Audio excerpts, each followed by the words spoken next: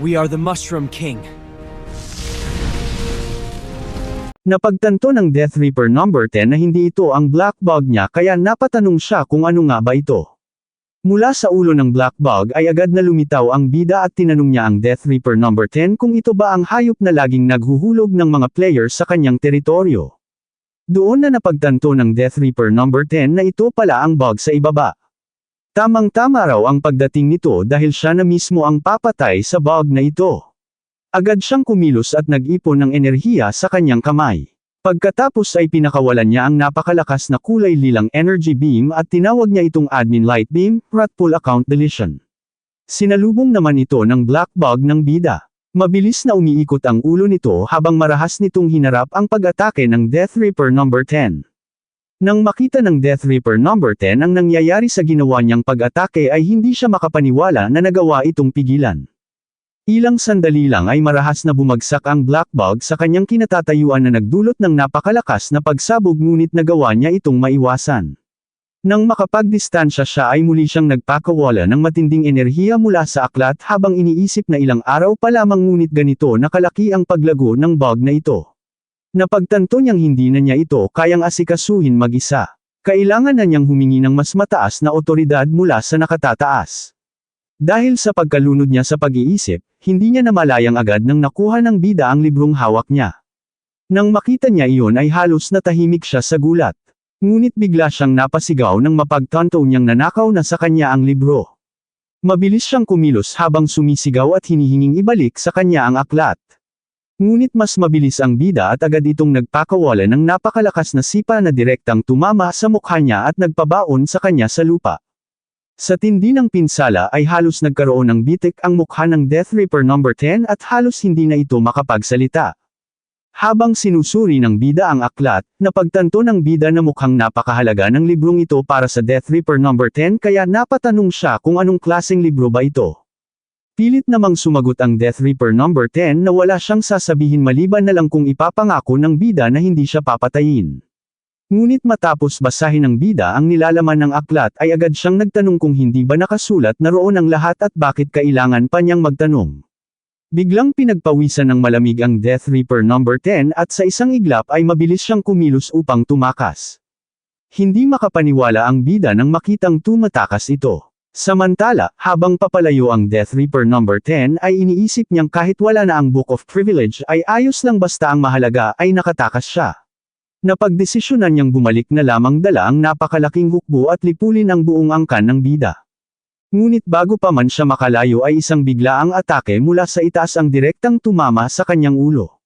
Isang palaso ang bumaon sa kanyang batok at agad na nagpakawala ng mycelium network.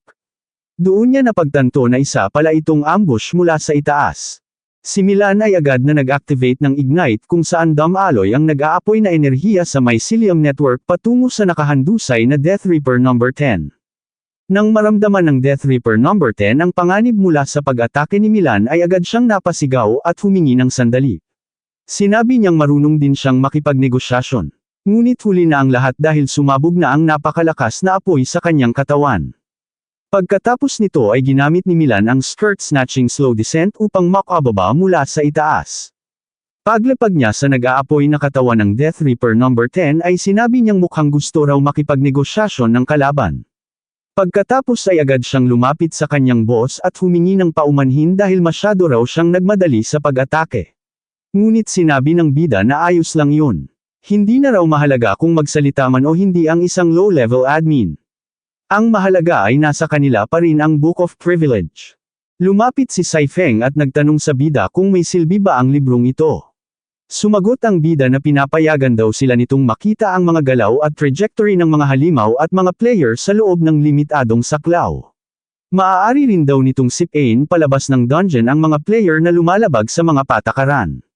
Ngunit ang pinakamahalagang kakayahan nito ay kaya nitong magbigay ng player status sa isang NPC.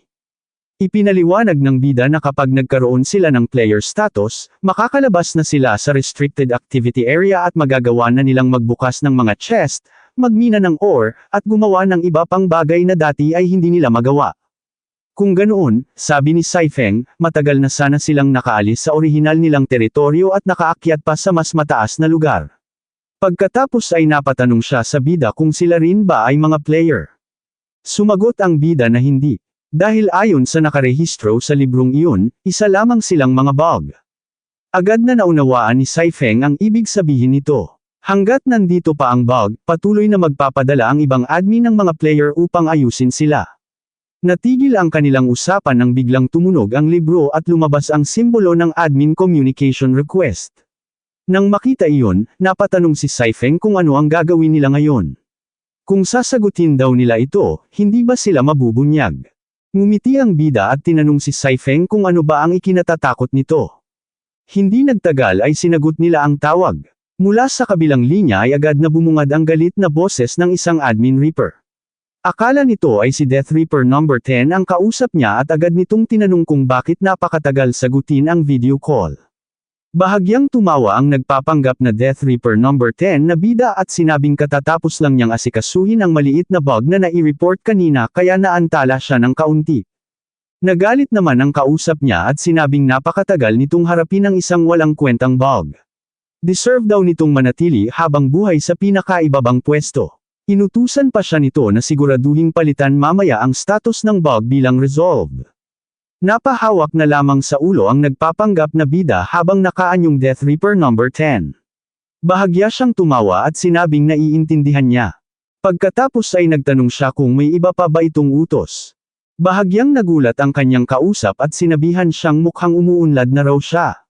Ngayon lang daw ito kusang nagtanong tungkol sa trabaho. Dati raw, kapag may pagkakataon siyang umiwas sa gawain ay hindi talaga ito nagsasalita kahit isang salita. Pagkatapos ay sinabi ng kausap na mayroon nga talagang isang bagay. May namataan daw siyang data anomaly sa ikatlong palapag mula sa pinakaibaba sa panig nito. Inutusan niya ang bida na pumunta roon at ayusin ang problema. Pagkatapos noon ay natapos na ang tawag. Habang unti-unting bumabalik ang katawan ng bida sa normal nitong anyo, hindi makapaniwala si Saifeng na talagang naloko nila ang kausap gamit ang mycelium disguise. Pagkatapos ay tinanong niya ang bida kung pupunta ba sila sa ikatlong palapag mula sa pinakaibaba. Kalmadong sumagot ang bida na huwag muna silang magmadali. Ginagamit lang daw siya ng mga iyon bilang cannon fodder kaya kailangan muna nilang maglatag ng mycelium network sa lugar upang makapag-scout. Ngunit biglang natigilan si Saifeng at nagpalingga-lingga sa paligid. Nagtataka siya kung nasaan si Milan dahil bigla na lang itong nawala. Sumagot ang bida na hindi rin daw niya maramdaman ang signal nito sa mycelium network at naka-offline pa ito. Dahil doon ay nagmamadali niyang kinontak si Probe Shroom at tinanong kung nasaan ito at kung nakita ba nito si Milan. Natatarantang sumagot si Probe Shroom at sinabing nasa dulo siya ng unang palapag. Pagkatapos ay mabilis niyang sinabi na mas mabuting pumunta muna roon ang boss niya at tingnan mismo ang nakita niya.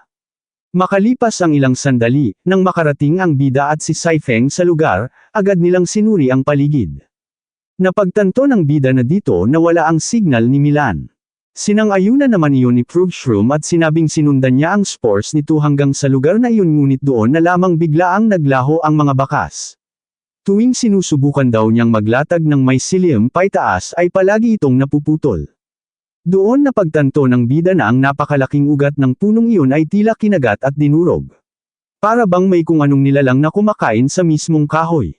Habang pinakikinggan nila ang umaalingaw-ngaw na tunog mula sa itaas, napagtanto ng bida na tila ba hinuhukay o kinakagat ang buong loob ng kahoy.